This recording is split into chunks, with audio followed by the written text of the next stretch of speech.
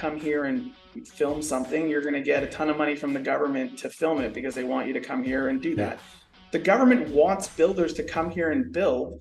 Why don't they have a flow through or a tax for building too? The GST thing, like, did that make a big enough difference? Like, we saw in the news that Dream is going to build 5,000 units now. Like, they're the only ones who said anything. I don't know why they had to make a press release about it, but that's a whole other story. But like, do you notice a big enough difference that you're looking at deals going, now it makes sense to do it?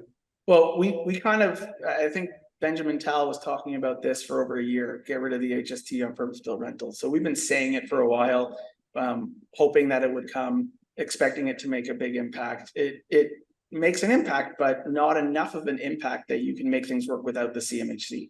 So, so that's the issue. Like, still today, if you have to put, even with the HST saving, you have to put 25% equity down. It doesn't really pencil the same way that that a condo would.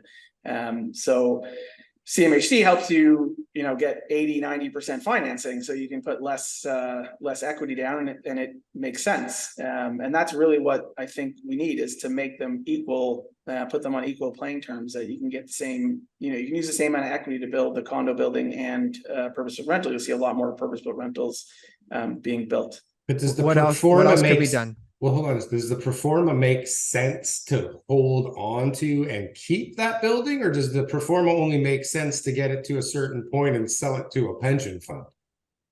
It depends if the pension funds are paying crazy cap rates. So for a long time in the city, there was such huge demand, and I think a lot of them were buying older apartment stock where they saw lifts as the rent turnover was going to come. I don't think you'll get the same cap rate on a new build, but the one we're building, I'd like to keep. I'd like to, we built in a right to purchase it from the LP when it's finished, and let the limited partners decide if they want to stay or they want to go. I do think a lot of our investors and wealthy Canadians in general built their wealth by investing in apartments in the 70s and 80s. And you see a lot of families that still own those apartment buildings because, they're just cash cows. So I do think it makes sense to see if you can hold on. But you got to builders are typical in that they want to build something and move on to the next project. They don't really want to stay on and manage something. So it's got to make sense that they'll get an exit at completion, whether it's the investor group that funds the building of it that's going to buy it from them, or they sell it to a pension fund. They've got to show an ability for them to take their profit out, because otherwise they don't want to build it.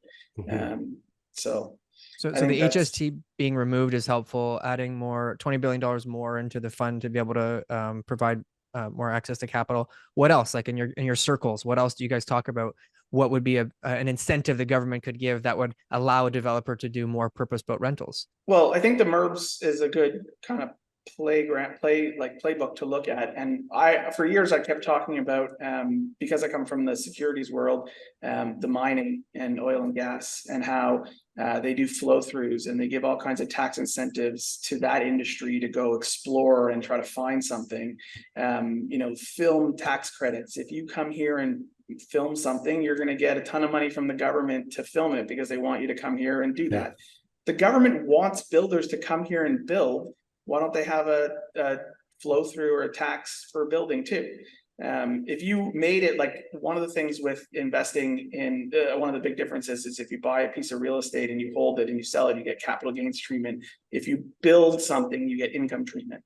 So in the purpose-built rental, you can build it and hold it for a little while and then get capital gains treatment. But in the condo or build to sell, it's always income. So they could play with the tax treatment a little bit and try to incentivize through tax breaks to build more. And the public might say, what do you need tax breaks for developers? But it's not. The developers are just guys who have the skill set and capability. They always use other people's money, and they need to access that money. And so we need to do things to make that money more accessible to them if they want to build more. So I think a tax break for the investors would be a great way to get to stimulate a lot of building. And you could target it. You could say, you got to have a certain amount of affordable in the building, or certain locations are transit oriented. And there's all kinds of things that they could do if they wanted to target where they give those tax breaks. That's a great answer. Yeah. So both on the investor's side as well as the developer side for their tax breaks. So it'll spur more investment into real estate. Sure. Which is if you want to capital. Yeah. If purpose-built rental is what we want to see, there's ways to make it happen. I mean, people talk about bringing back rent control, and that's the first way to kill it. So I hope we don't see that. Oh God! The best way to control rents is to build a lot more. Build enough so that people have a couple of options, and then everything just works itself out. It's like, hello, like why?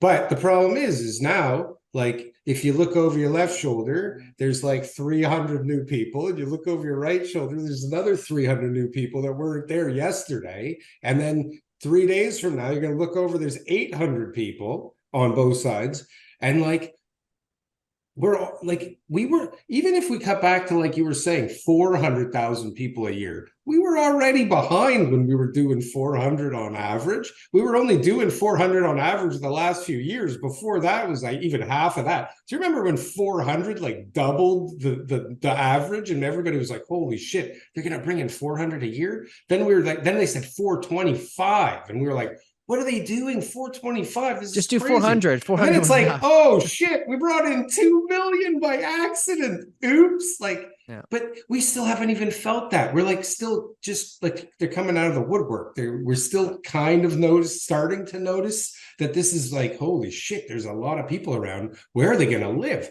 And now it's getting cold, right? Like the ones who already have been here for a couple months and couldn't figure out where to live, and could only figure out under a bridge or in a park or in a tent or on a sidewalk.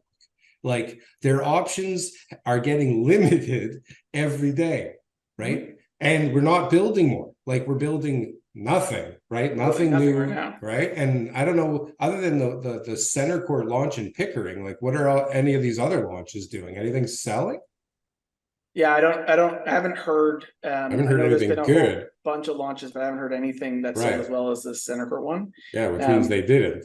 But there's another anecdote that I have is someone was telling me the other day that they're living in an apartment in the middle of the city and they're paying $1,200 a month, and it's a family, and they had a big inheritance, and I was like, oh, are you gonna go buy something? No way. How would I ever get my housing costs down to this? And I'm like, so you're gonna live in this apartment forever until they could find some similar housing. New York. And so that family is holding on to that rental unit that could go to someone who really needs that $1,200, and they could go pay more for housing somewhere else, but they're not, because their kid's gonna live there. Their kid's gonna live there next. The delta between leaving that place for $1,200 and going to a new place is probably $3,500 that they'd have to pay. It doesn't make any sense for them to leave, and they're going to stay until someone tears that building down. And so if you had a lot more new construction, you would see rents wouldn't need to be as high, because there would be a lot more of it. And the people who are in these cheaper rents would be able to move to somewhere and free up that. It's the same with housing. Like if you build a lot more $1 million houses, you'll see, movement, and people will move up, and then the cheaper stuff will become available to people again. Like, comment, and subscribe if you got anything from one of these clips. And if you want to see some more, press something on the screen here. Boom. That was good. That was good. I like that. That was good.